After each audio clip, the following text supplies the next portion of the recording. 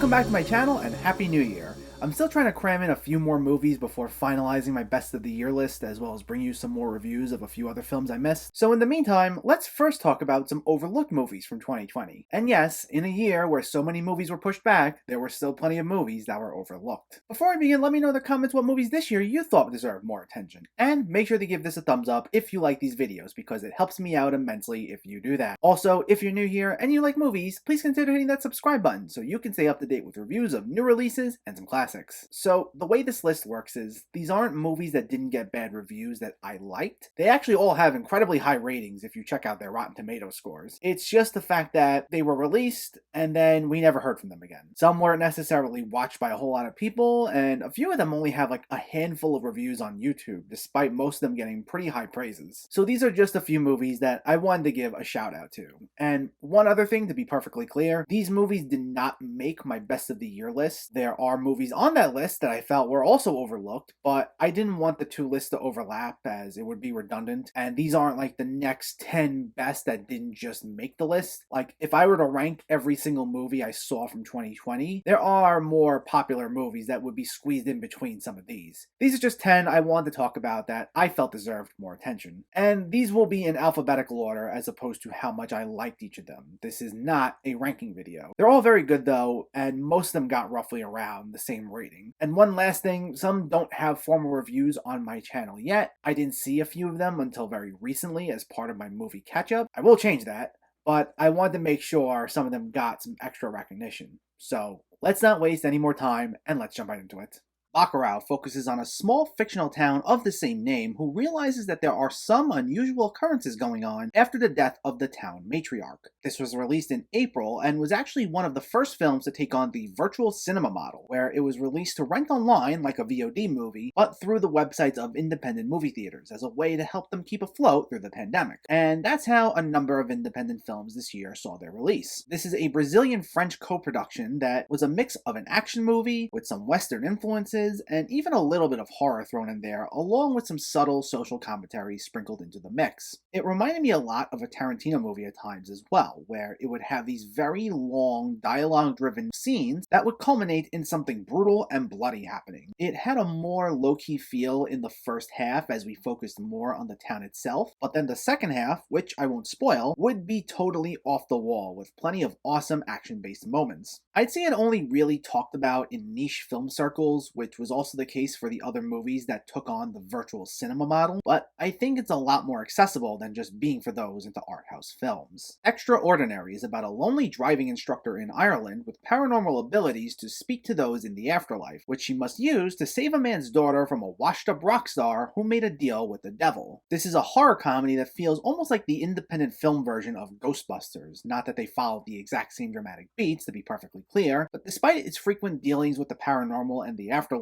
it's also a fairly sweet movie about dealing with loneliness, but in a very funny way. Our two main characters are both incredibly socially awkward, and as they spend time together, they do their best to form a connection, only for their interactions to be painfully awkward but done through some really hilarious exchanges. A lot of the humor is derived from the conversations, with plenty of the jokes almost feeling like throwaway lines that are sometimes easy to miss, though in a separate storyline you have Will Forte as the antagonist, who, if you're familiar with his other performances, plays just a more evil version of the dopey characters you'd see him play on SNL or even The Last Man on Earth. And his scenes would be a little more over the top than the rest of the film, but he was still a lot of fun to watch and didn't cause any jarring tonal issues. The film was released at the beginning of March on VOD, and with a small enough release to begin with, it was quickly lost in the shuffle when the pandemic started to really hit only a few weeks later. That, along with the fact that I feel the posters used for it were really not all that good, is what leads me to believe played a part as to why a lot of people didn't get to it, despite some pretty great reviews. If you like subtler sort of comedies, you may enjoy this one. Get Duped focuses on 4 students who are entered into a competition that requires them to navigate the highlands only to find themselves hunted by a mysterious individual with a rifle. This was released on Amazon Prime over the summer, and it's an action comedy with a little bit of horror thrown in there. It reminded me a bit of a Taika Waititi movie with its really offbeat sense of humor, and it was filled with a lot of quirky conversations that would be said sometimes with such rapid fire fire delivery, and it also has a lot of sequences filled with a blaring hip-hop soundtrack and trippy visuals. Some people may find things such as this to be a bit off-putting, but it was a quick-moving film that mostly kept things in high gear and offered a lot of laughs, as well as a lot of bloody, explosive thrills. I feel like with most of the Amazon Prime films released this year, a good chunk of them barely felt advertised, and I'd only just hear of them the week they were even out. I mean, I'm pretty sure the trailer for this didn't drop until the very beginning of August, and it was for an end-of-month release. I think it also got shoved to the side a bit because this was when movie theaters were reopening, and they were making an attempt to bring back blockbusters with Tenet and the New Mutants coming out, so I think a lot of the conversation was focused there. And it's a shame because despite its offbeat feel, it's still a fun movie. The Kid Detective focuses on a once celebrated kid detective who continues to solve the same trivial mysteries well into his 30s, until he's finally presented with his first adult case of solving the murder of a teenager. This basically asks us the question of, what if someone like the Hardy Boys or Nancy Drew grew up? And we get a look at a darkly comic character study about a guy who simply can't let go of his past and refuses to truly grow up. He has the exact same office as when he was a kid, he goes through the exact same motions as he did when he was a kid, and he refuses to do anything different, despite the fact that he's now reviled by the small town who once celebrated him. The film managed to do something that I didn't think was possible, which was be so overtly depressing to the point that it was often hilarious, mainly for just how pathetic the lead character was that you often felt bad for him since he would just keep going and almost not care what anyone thought of him despite how stuck in the past he was. And it takes a few uncomfortable turns that felt like the movie was going more for shock value at times, but it still ultimately works, and it's led by a great lead performance by Adam Brody as the title character. The film received mostly positive reviews after premiering at TIFF, but the most baffling thing about it to me was the decision made to release it in theaters in October, well after it was realized the attempt at bringing back blockbusters wasn't working, so what chance did a smaller movie like this have? And it had virtually no marketing whatsoever.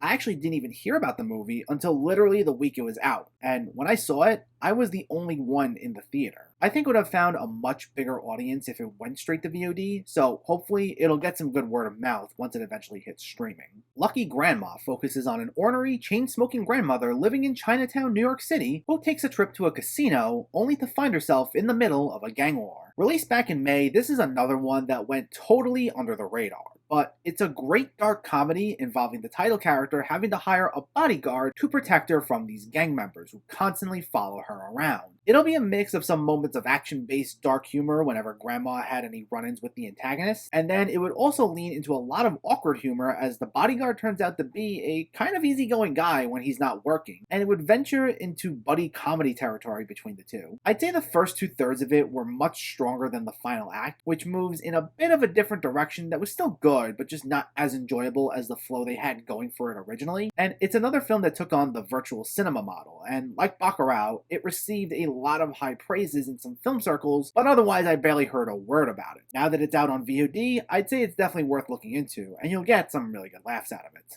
St. Francis focuses on a young woman who takes up a job babysitting a 6-year-old and forms a friendship with her, only for her unwanted pregnancy to complicate matters. This was another film that was released back in March, right before the pandemic hit, and despite some really glowing reviews and picking up some awards from 2019 South by Southwest Festival, it got quickly lost in the shuffle, like most smaller films released right around then. Funny enough, it wasn't even on my radar at first. I didn't see it till much later, and the only reason I even heard about it was because for a very brief moment, I actually got it confused with the A24 horror movie St. Maud, which at the time was supposed to be released not too long after it. Though this is an entirely different sort of movie. It's a very sweet, low-key dramedy about this unlikely friendship, and it features a strong lead performance from Kelly O'Sullivan, who also wrote the screenplay, and is someone I hope we get to see more of, as this is the first time I'm seeing her in anything. It has a feel-good tone and a lot of laughs while balancing out some pretty weighty themes, and it deserves a much bigger audience than it got. Spontaneous focuses on two high school students who enter into a relationship when they see all of their classmates spontaneously combusting at rapid-fire rates around them. Not knowing why it's happening or who will be next, they do their best to live each day like it's their last.